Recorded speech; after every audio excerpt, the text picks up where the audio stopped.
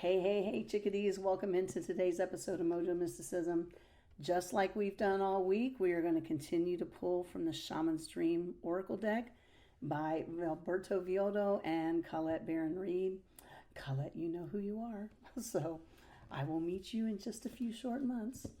So we're just going to ask what the guides have for us today. What's the message that you have for us on whatever day we encounter this video? So whether you come across it right after it's been posted or 5 years after it's been posted, this message is intended to be for the viewer that sees this and the first day they see it, no matter when it is.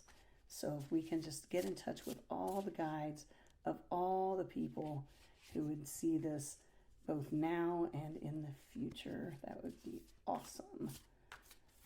So there's the third. Okay, so let's just see what we have here. Excuse me, I'm still getting over that cold. All right, so the three cards that we have this is interesting. So the first card is Netcaster. This is card number 42. It is preparations come to fruition. That's no surprise. Shouldn't be. And then we have card number 25. This is the Garden of Venus. This is rest and renewal. The Garden of Venus. Also no surprise. So I'll tell you what they're telling me already about these. And then the last card is card 46. So this is the root girl. This is the disowned self. The disowned self. So, all week we've been talking about gestation periods and what's coming, what's next, and these cards are a continuation of that theme. So we are looking at the card, the preparation coming to fruition. This is literally the birthing process of the new beginning that we talked about yesterday. The Garden of Venus, which is rest and renewal, ties in both to the gestation period, but also the divine feminine, right? We talked about that, I think, 2 days ago. And then the third card, the root girl, is about really accepting. This is radical acceptance of who you are. So it talks about the disowned self. That's the subtitle on the card. And really it's about acceptance of who we are, okay? And no longer disowning parts of ourselves. So together, the message these three cards have to tell us is that as we near the point of what's next, the new beginning that's coming, it is important that we stay the course with this kind of theme. We've had a theme today, or this week, 2 days, we've had titles that included the word boring or bored, right? But we continue in that vein because that is when the rest and the renewal comes, okay? Healing comes when we are still. That's what happens. So the disowned self then, that acceptance of who we are, comes as a natural byproduct of the rest and renewal piece. Okay? So we are in this gestation period. I don't know how long we're going to be here, but we are clearly still here, but we're getting closer to what's coming up because of the Netcaster, right? The Netcaster card here, this beautiful image, and the fact that it is really dealing with like that, the first part of the emergence of the new beginning. So it's out there. So maybe in your life, this happens to me all the time. So tell me in the comments if this happens to you. But I will be, going along and doing my thing, whatever that thing happens to be. And then all of a sudden I'll have like a sense like, ooh, something's coming. So tell me, like you can feel it drawing near. So if you can feel it drawing near, put near in the comments, right? Tell me that you can feel it, because that is what is happening with this card. It's the first signal that we've seen that says, hey, things are coming to fruition. We saw new beginnings yesterday, but this is really about preparations are coming. It's moving in our direction, right? So if you can feel it, put it in the comments. And then the rest and renewal card, which is the Garden of Venus card, this is really just reminding us to be in that state of boredom if we're there, right? Just own it. Own it. What's not? Why not? Right? What else you got to do? You're bored, right? So just own it and understand that as we go through this process, we are integrating pieces and parts of ourself, and we are allowing other pieces and parts to fall away that no longer serve us. And that is the root girl, the disowned self, allowing and accepting yourself for who you are, because you are a beautiful human being with a beautiful heart and a beautiful spirit and a beautiful purpose on this planet. And that is a fact. And if that is a fact, that means that all of the parts of us are beautiful. Not just all the pretty parts, but all the warts too. So we are beauty incarnate. So that is what we get to do, is integrate that into more fully into who we are, especially as we're stepping more and more into our authentic self, which is a card we got earlier this week. So rest in renewal, the Garden of Venus, the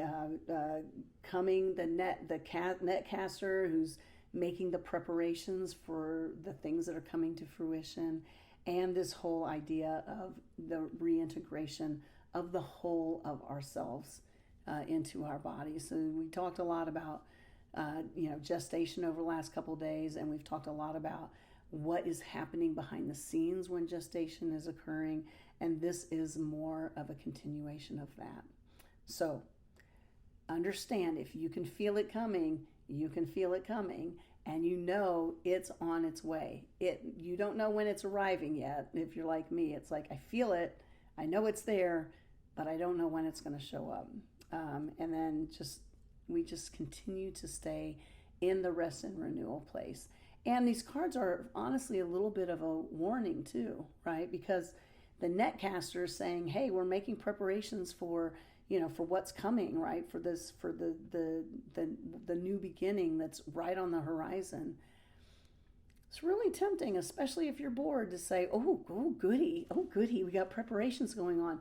I'm going to go out and busy myself to death, right? I'm going to go make some stuff up to do so that I am no longer bored, but I'm helping spirit. And the big thing is, don't do that.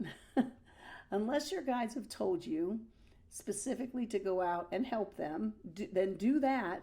But otherwise, don't do it, because it doesn't help. And in fact, every single time I've done that, it's taken longer than I think it would have if I just relaxed into it. So don't succumb to the temptation to help them out. Let them do the preparations.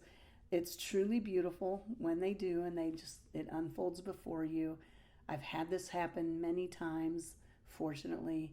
And when it happens, and when you start to see the pieces fall into place, there is no greater feeling for me in my life than when I get to witness that.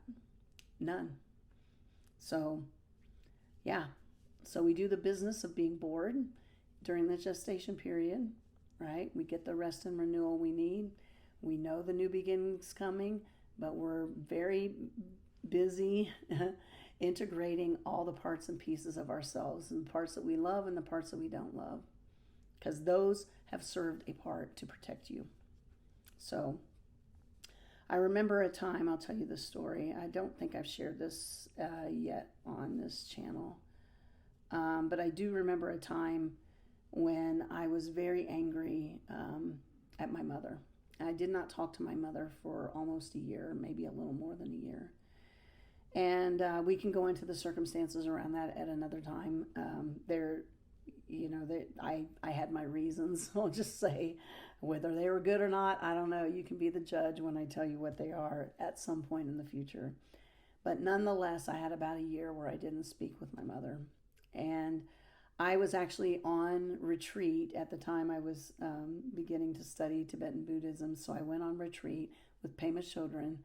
We were at the Shambhala Center in Colorado, and it was a silent retreat, so I had a lot of time to think and integrate and relax and just be without an agenda. And this happened to be the same year that Katrina came in, because at the end of the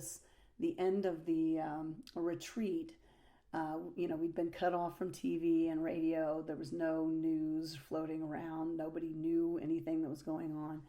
And I recall getting to the airport. It wasn't until I got to the airport that I had realized that Category 5 Katrina had made landfall, and it was devastating, utterly devastating. I do a lot of work in that part of the country, and you still see the remnants there today. And during this retreat, before I go too much more on chasing a rabbit, but during the retreat, I had a tent mate that had bought a children's book and for her daughter, and she was showing me this book, and the story in the book was so meaningful. Like, all of this had been orchestrated by the universe. There was no doubt in my mind, because the story in the book was about a child, the little kid that was in the book, that was the main character, about them choosing their parents before they came into this incarnation. And I believe that to be true. And what this little book, just leafing through this little book, taught me was that I chose to come into the family I came into. Right? Some of us wonder for our entire lives why we're with who we're with. But I knew in that moment that I had made a choice to come in with the people that I was in a direct familial relationship with, or family of origin. And I had been carrying this anger around for a long time toward my mother in particular. And I recall sitting up on a wall, just sitting there meditating and enjoying a beautiful afternoon. And I remember inviting anger to come and sit beside me, my anger in particular, right? And so we're talking about the root girl here. So I want to remind you, this is the context in which we're having this conversation, albeit a very one-sided conversation. Unless you put comments in, then it's two-sided. So, but the disowned self was angry. I was very, very angry. And so I invited anger to come up and sit beside me, and I visualized anger sitting beside me. And we had a conversation. And that was the first time in my life, and I was a grown woman. Katrina wasn't all that long ago. But I was an adult, and I had spent my entire life not knowing that my negative emotions are only there to protect me. But anger sat down beside me, and we had a conversation, and we talked about why it was there and what it was doing to protect me. And by the end of the conversation, I just invited it just to be my friend. And I said, why don't we just sit here and just enjoy the day together? And maybe you don't have to protect me anymore. Maybe you can serve another purpose, and you can come back when I need you, but I don't need you right now. But we can just be friends. And it was the beginning of a completely tectonic shift in how I deal with emotions. And it took a long, long time to really learn how to do that. So I can today, most of the time, not all the time. But it was the beginning of really understanding a little bit of the disowned self, and to really accept myself, and to really understand that those emotions that we label, and that's all it is, we label them as negative, that they are really, in fact, there to protect you.